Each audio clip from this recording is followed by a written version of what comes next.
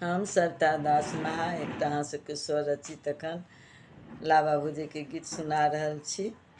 मन खराबोमे सुनै जाओ।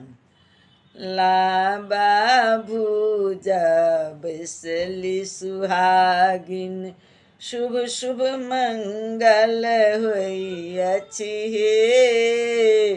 लाबा भूजा बैसली सुहागिन, शुभ शुभ मंगल होइअछि हे।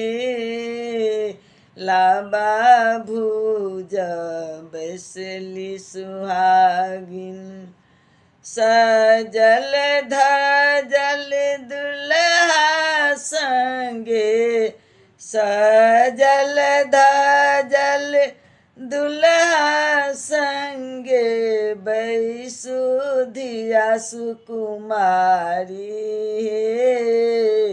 गेठ जोड़ी लाबा भूजु, शुभ शुभ मंगल होइअछि हे।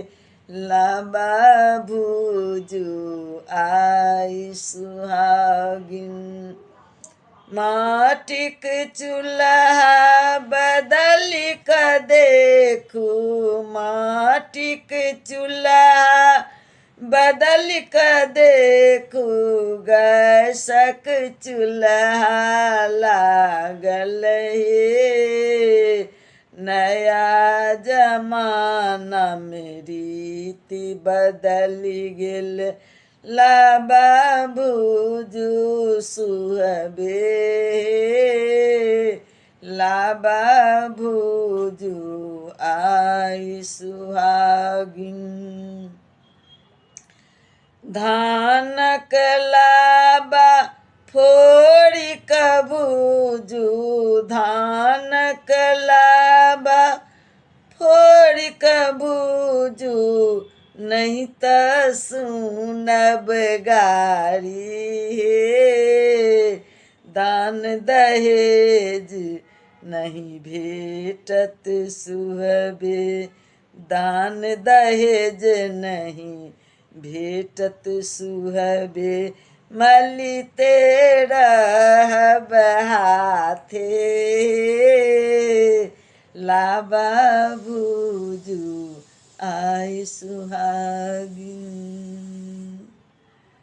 रचना कै कहथि सविता दास, रचना कै कहथि सविता दास, थारी में राखू लाबा हे।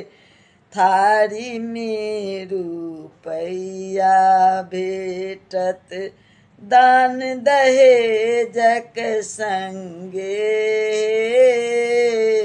लाबा भूजु आई सुहागिन, माथ पर थारी पकड़ि कऽ राखू, माथ पर थारी पकड़ि कऽ राखू, चलू घुसुकी घुसुकी कहे।